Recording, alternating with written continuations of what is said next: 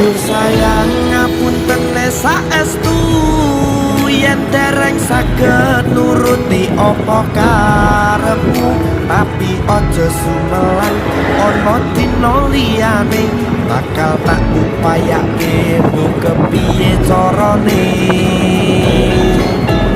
Tresnoku ora bakal luntur, sayangku ora bakal goyah senajan kahanane bubrah.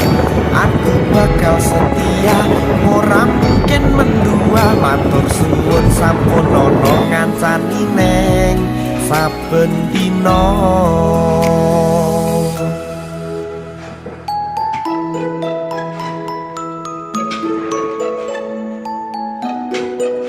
Jare udan apa ora ngono.